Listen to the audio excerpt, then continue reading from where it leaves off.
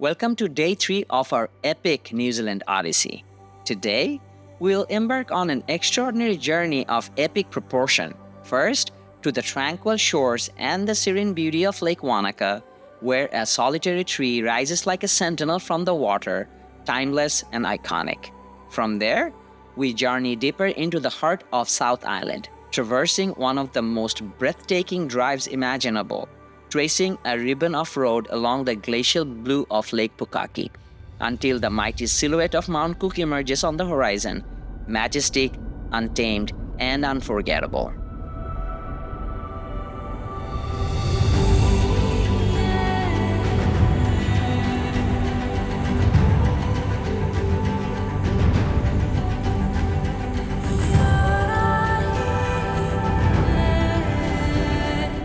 Alright guys, welcome to one of the most breathtaking places I've ever laid my eyes on, Lake Wanaka.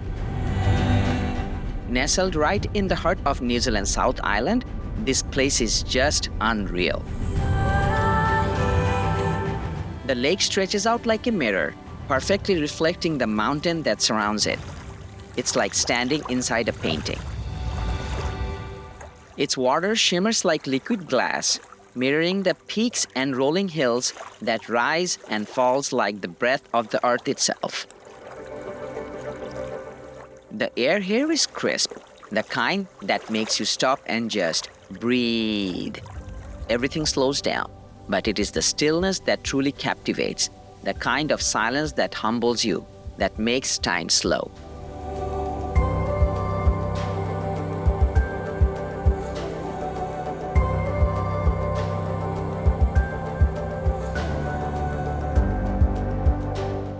And of course, you couldn't come here without visiting that tree. Yes, you know the one. In the heart of all this stillness stands a single tree, half submerged and wind-kissed, the Wanaka tree, defiant, poetic, and impossibly graceful. The famous Wanaka tree, growing out of the water like it was placed here by magic. It's peaceful and feels almost spiritual watching it stand alone in the lake, with the southern Alps rising behind it. More than just a tree, it's a symbol of resilience, solitude, and the quiet power of nature. Honestly, it's one of those sights that photos just can't do justice. Lake Wanaka isn't just a place you visit. It's a place that stays with you, etched into your memory like a dream that you never want to wake up from. Trust me guys, you need this place on your bucket list.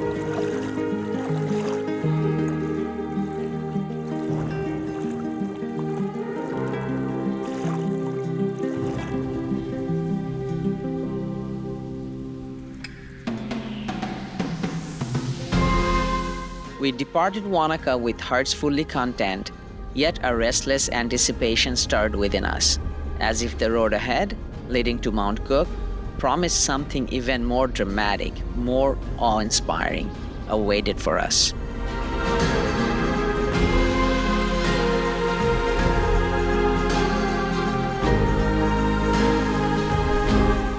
On our way to Mount Cook, we paused at a lavender field, a dreamscape of rolling purple waves. For a while, time stilled as we stood mesmerized, lost in the fragrant smell of violet beauty stretching endlessly to the horizon. Is the whispering dance of the rolling purple fields, swaying gently in the wind, echoed like a secret song across the land.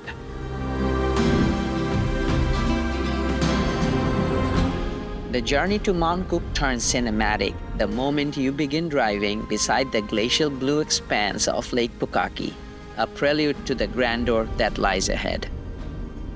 To your side lies Lake Pukaki, a shimmering mirror of glacial blue so vivid it almost seems impossible.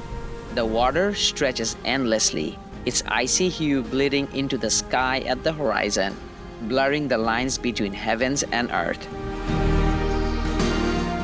The winding road is beyond cinematic. With each bend, Mount Cook, the noble Aoraki, teases you.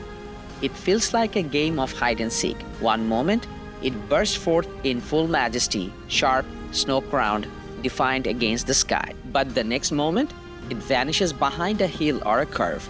It feels like as if the land is slowly letting you in on a secret, revealing its masterpiece, one frame at a time.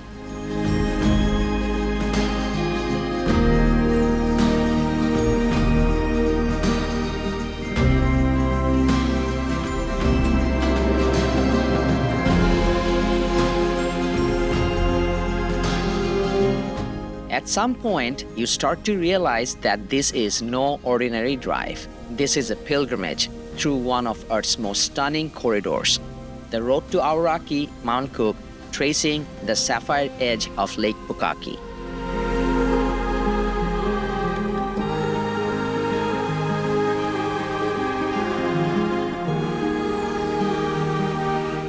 You don't rush this drive, you just cannot. The road invites pause. It demands admiration. The hum of your engine becomes a heartbeat, steady against the overwhelming stillness of nature's grandeur.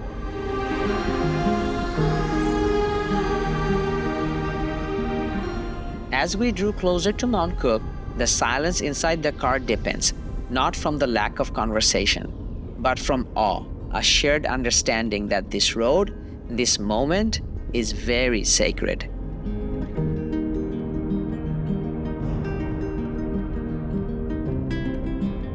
It's not the destination, it never was. It's the rolling approach, the thrill of the reveal, the music of wheels on road and wind against glass.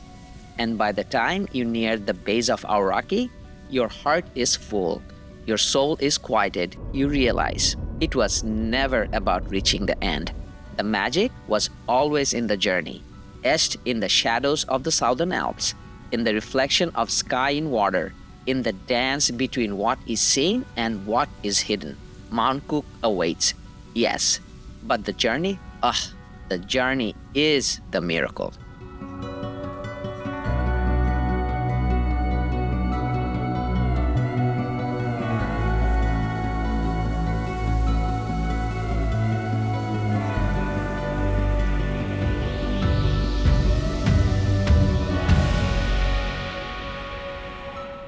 At the junction of mighty Aoraki, Lake Pukaki releases its final breath into Tasman River.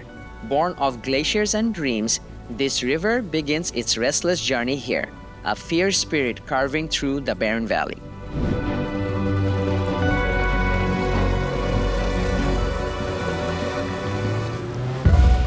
The water blazes an impossible blue under the harsh sun, splitting into countless wild threads across the land, as if trying to outrun the looming giant of Aoraki, Mount Cook. Ice-fed and ancient, the river races toward destiny, with roaring hum of stone, sky, and the untamed soul of New Zealand's high country.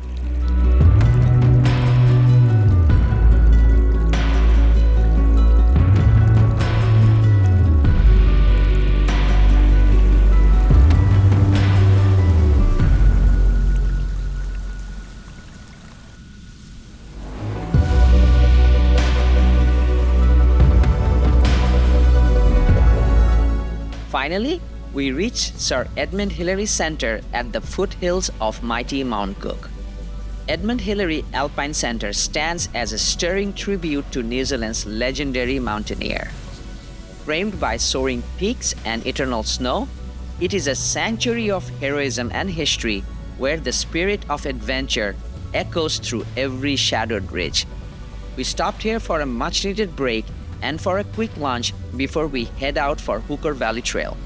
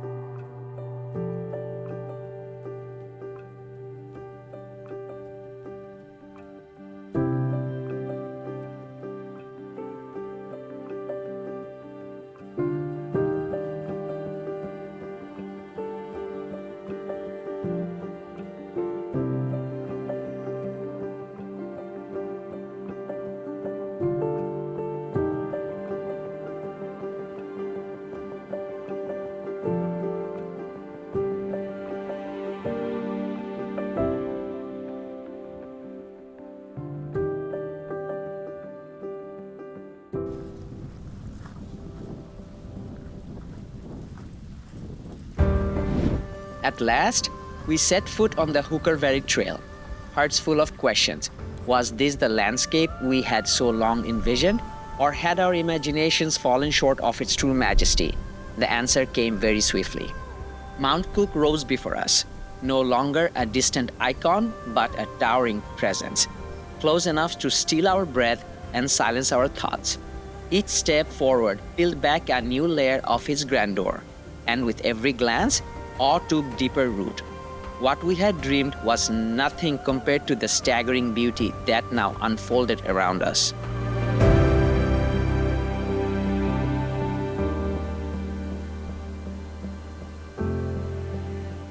We reached the first viewpoint after about 15 minutes of hiking. There, the land unfolds with a breathtaking view, with jaw-dropping sights that we were not ready for. Below lies a glacial lake. Its surface glimmers beneath the towering dominion of Aoraki Mount Cook, whose snow-crowned summit pierces the sky like a blade of ice.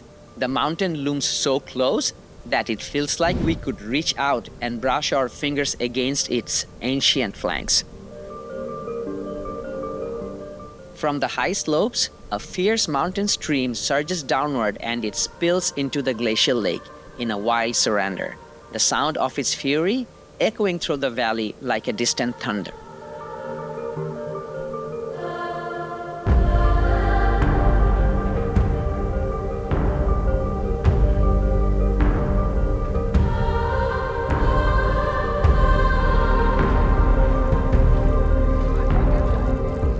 Suspended above this chaos, the hanging bridge sways delicately, a fragile thread of human presence stretched over the raw pulse of nature.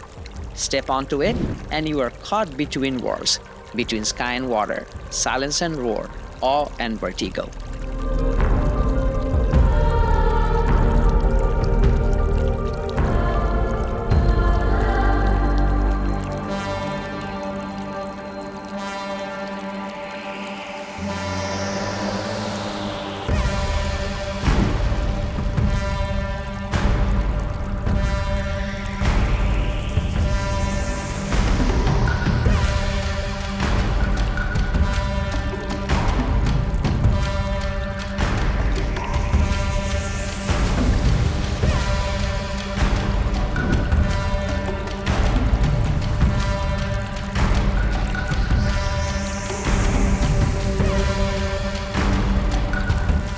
My friends continued their journey on the Hooker Valley Trail, whereas I stopped after the first hanging bridge to take in the beauty of the surroundings.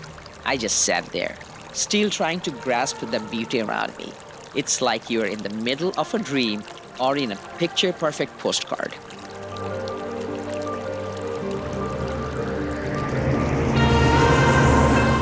The wind around me danced with the tussock grasses and tugged gently at the bridge's cables. And it's the only motion I could feel in a scene that felt completely frozen in a dream. It was as if I had stumbled not just into a postcard, but into something far more eternal, a moment cut from silence and wonder.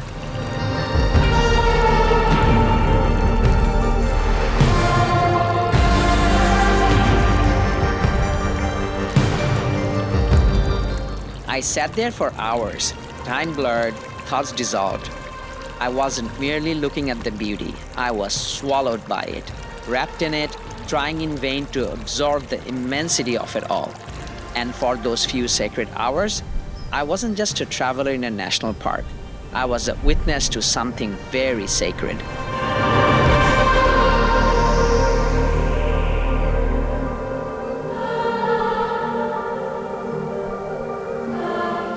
And that brings day 3 of our epic journey through Lake Wanaka and the mighty Mount Cook to a breathtaking close. But the adventure is far from over. Stay tuned. Day 4 and 5 will take us deeper into the wild beauty surrounding Christchurch, where new landscapes await and the story only grows more extraordinary.